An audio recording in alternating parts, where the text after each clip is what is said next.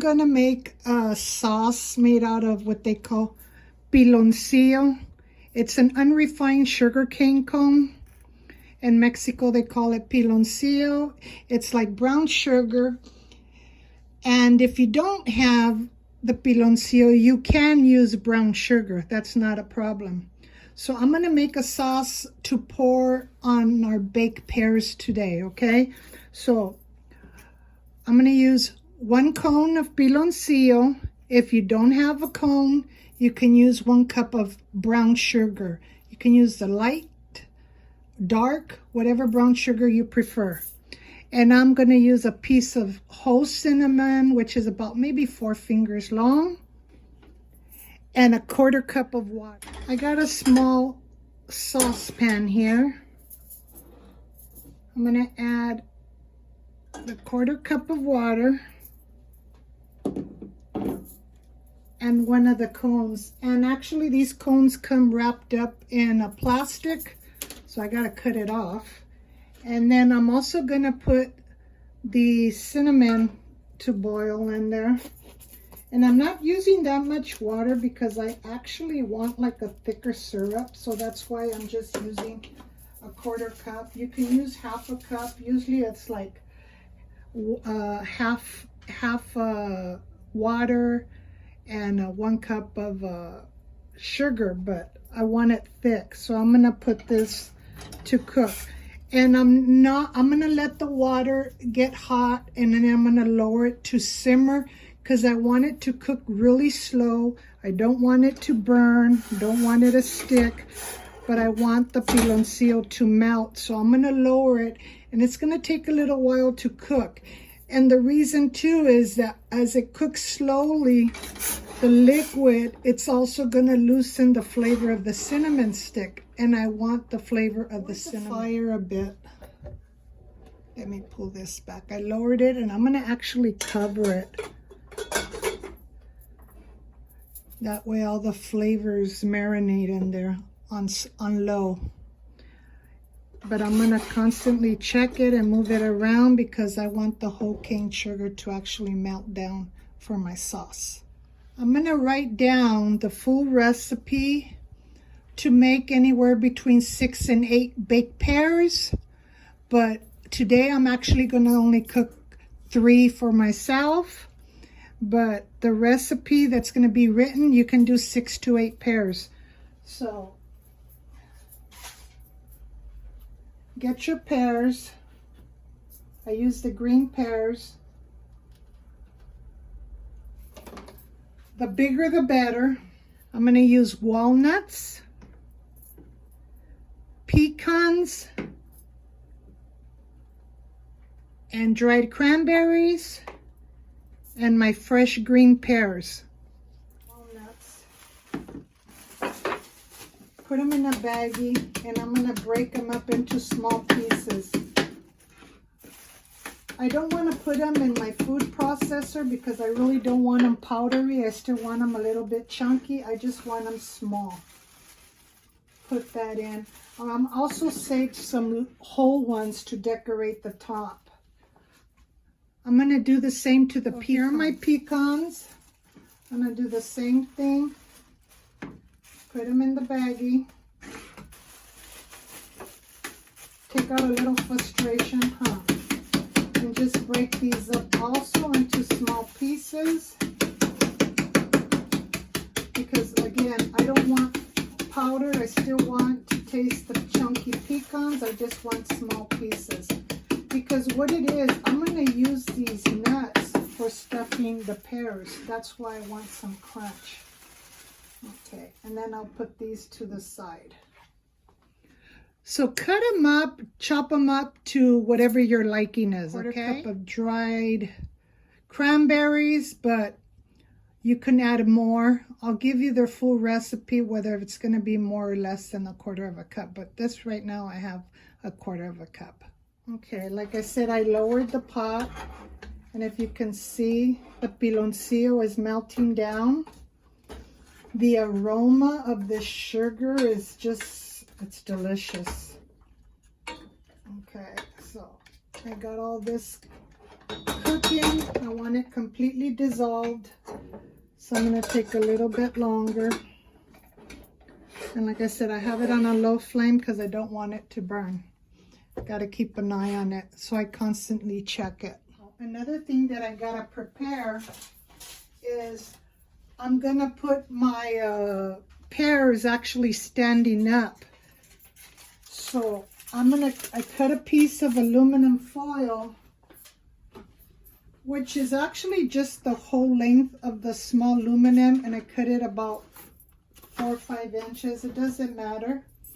I'm going to make one for every one. So like I'm making 3 pears, I cut 3 pieces. And what it is this is going to be a little ring so I can stand them up. Because some people make them, they cut them the long ways and just slide them down. I want these to actually stand up. So I'm just making a little ring right here. One for each one of my pears. That way, when I'm going to put them to cook, I can stand up my pears and don't have to worry about them falling over. This one seems to be a little too big, so I'll just make it a little smaller. Nothing fancy. It's more just another extra hand here, so don't fall off. That's still too big. Why not? Okay. There we go. That should be fine. There. Okay. So this is how I'm going to actually put them in the oven to bake standing up, so the rings work perfect. So that's going to be one of your prepping tools. So see, it's still cooking low. There's still small little pieces that still need to dissolve. But again, like I said, I have it on low.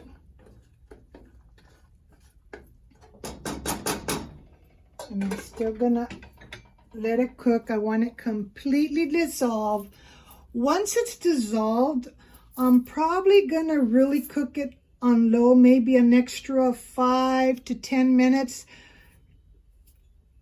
Maybe 5 minutes, but then I'm gonna let it sit and cool off because I still want it to grab the flavor of the cinnamon, okay? So it's still not dissolved. All I'm trying to do right now is get it completely dissolved. I don't want it to thicken up to where I'm gonna have a hard candy, okay? So still a couple of little pieces, see, really small in there. So maybe I'm gonna just stir it around a little bit, and I'm gonna lower it even more. I just really want it low so it just cooks and melts the cinnamon. If only this was smell-o-vision, you'd be able to smell how delicious it smells, and it's gonna taste.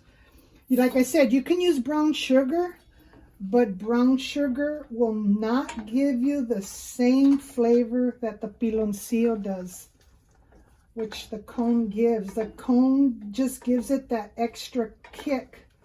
So in Latin America, they use a lot of the piloncillo on a lot of their candied recipes because it gives it that flavor.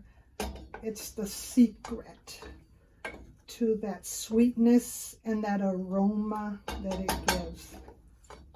So does the cinnamon. Okay, so it is melted. I did lower it more. I'm gonna cover it, and I think 5 minutes is a little too much. I'm just gonna let it cook for probably 2 minutes actually, because 5, I don't want it to get too hard. Because like I said, I didn't use a lot of water. If I would have used a half a cup, I wouldn't have worried that much. But I only used 1/4 of a cup because I did want it on the thick side.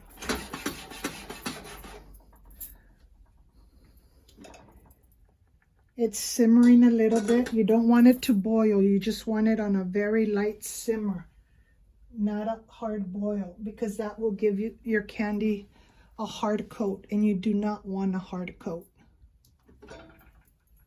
Okay, so I let it simmer for about 2 minutes. I'm going to take it off of the fire. I'm going to leave it covered and put it to the side so it can start to cool down a bit. And I'm going to prep the rest of my stuff. Okay, folks, so I'm preheating the oven to 350. I'm going to put my pears in this Dutch oven because it's tall enough. Plus, I know they'll bake beautifully. I'm going to bake them covered, and at the end, I'll uncover them so they just get a little color and crispiness to it, okay? So I'm going to show you how I'm going to prepare my pears. Okay, so I'm going to prepare the pears. This is how I'm actually going to end up putting them into the Dutch oven. But let's prep the pears. Put it in here. See, otherwise they fall on the side. Normally a lot of recipes, they just cut them this way and lie them flat. I want to do them a little different. I want them to look kind of a little fancier. I already washed them, rinsed them and washed them really good so they're nice and clean. I'm going to cut off maybe about 2 fingers. Not my 2 fingers, but about 2 inches on the top here. Okay. I'm going to dig scoop out a little hole in the middle because I'm going to use that for the filling. Okay.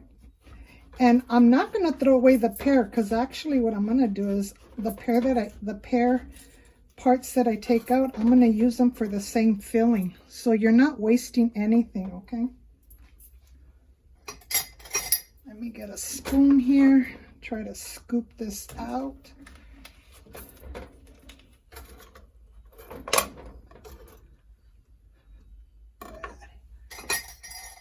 Got a little paring knife here. Let me go downwards. I have to cut downwards like on a comb. Try to take out the inside. See, the seeds are there, so the seeds I'll actually put to the side. But I want to cut out a little bowl in there. Scoop that out.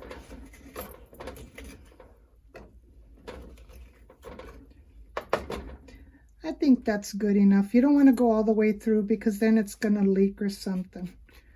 Okay, so there's one done. I'm going to put it in the pot. I'll do this again. Cut the top of this one off. I think it's easier to use this little paring knife. Again, don't put straight down, kind of point it inwards so you can get that little kind of triangle and get everything to the middle so it can cut out. See, that one cut out a lot easier. Put that to the side. Cut some more out so you can take the seeds out. Take that out. I'm going to cut some more. Let me put the spoon in there and scoop some out. There you go. That's good enough. And then put this to the side.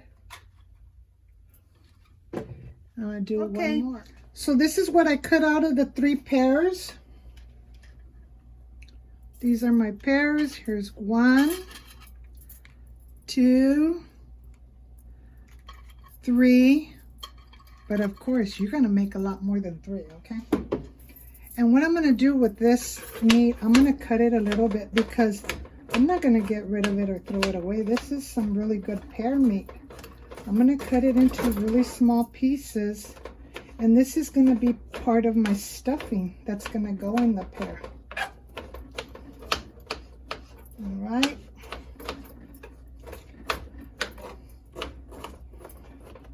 Use whatever knife you feel comfortable using, okay? If you want to use a bigger knife, you can. The thing is, I'll chop it up. I don't want to really make it too mushy because if I make it too mushy, then it'll be more mushy inside. Remember, it's going to cook, so I want some consistency in there. I want to feel it. When I'm eating it, I don't want mush. I want to have some flavor in there. What I'm going to do is I'm going to put this pear meat You can put it into a bowl or a mixing cup, whatever you have available. Okay, there's my pear meat.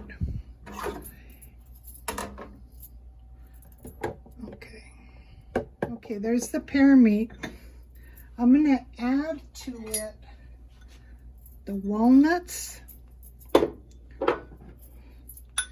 add the pecans, and the cranberries. Mix it up.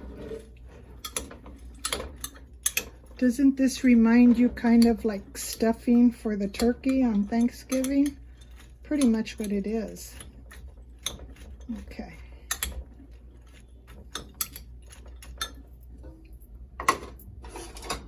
Here's my sauce.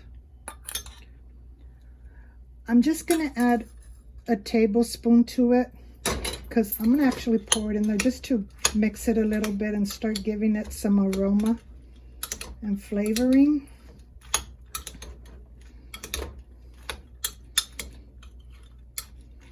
Okay, now I'm ready to stuff my pears. So let's go with pear number 1.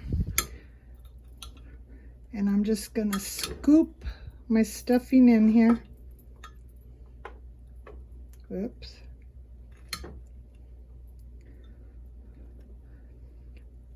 I'm gonna fill it up as much as I can, press it down.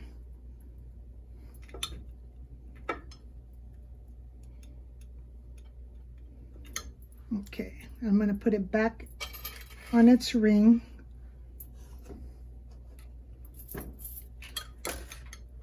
Let's do the same thing to the next one. Fill them up as much as I can. And put this back on the ring. Okay, so I have my pears stuffed. They're standing on the ring.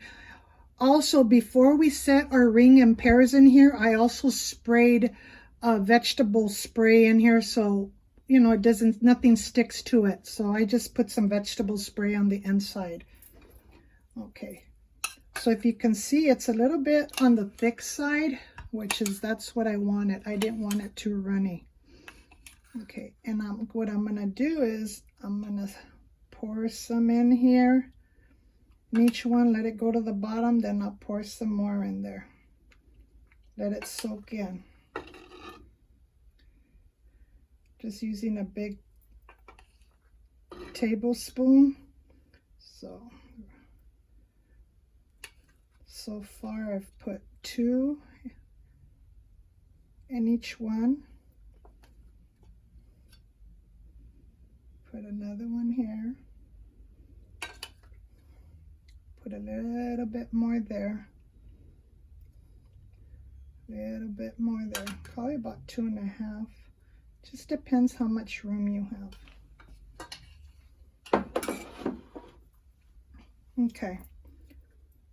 I'm gonna get the pear that I have and just put it on top to cover it. Now, if you feel that you filled it up too much and there's no room, you can go in here and also scoop a little bit out of the top. That way the filling, if you went over a little bit, it'll fit a little more snugger so the top doesn't fall off. So see, I took a little bit off and see, and it'll cover it. So I'm gonna do that to each one. I'm actually gonna cut a little bit out just like I did on the center, just so it sits better on the pear, because the filling is a little higher. So if I wanted to put more in there, I actually could. There you go. Let me do the same to the next one. Okay, so there you go. I used the top of the pear to cover them so they cook. I'm gonna put the top of my Dutch oven on here, and I'm gonna put them in the oven to bake. All right, so after 45 minutes, I took them out. What I did is I baked them covered for 30 minutes. I had the little tops on top of each pear. I had the cover of the Dutch oven on there and I baked it for 30 minutes. After the 30 minutes, I took the Dutch oven top off and I took the little pear tops off just so they could cook more inside and kind of brown a little bit more. I added 3 little marshmallows on this one just to see, you know, what I could do with it. Give it another look or taste. Just trying something. This is my recipe here. So let me plate it up and see what they look like. And then, of course, we got to let them cool a little bit because they're too hot. Okay, so I'm going to get the tops just to make them look a little bit more fancy, right? I'm going to put a little toothpick in here. And just kind of drop the top right there. Of course, you know, all the tops are edible. Whoop, that one turned around.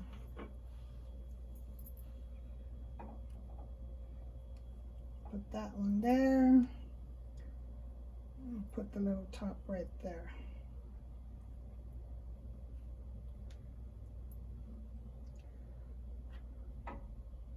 There you go.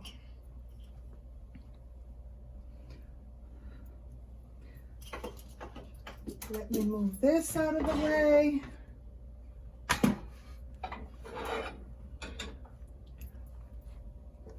There's the pears.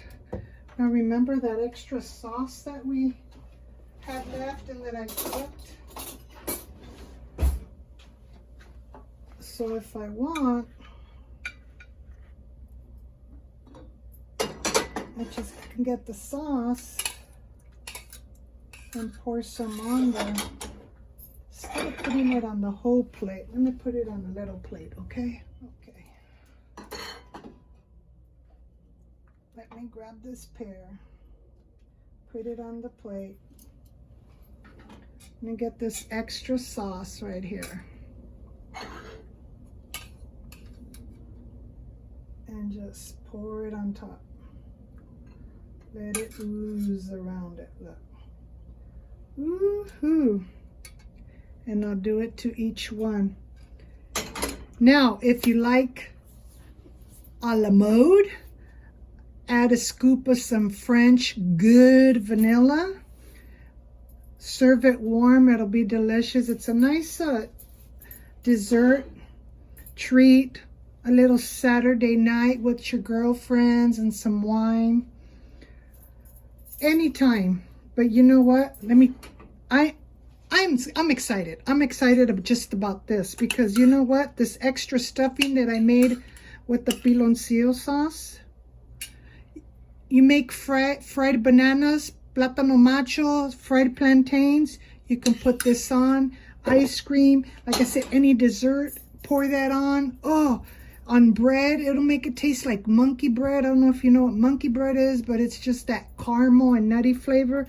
It's delicious. So anyways, this is my baked pear, and this is what's in my kitchen. Thank you for watching. Hope you enjoy.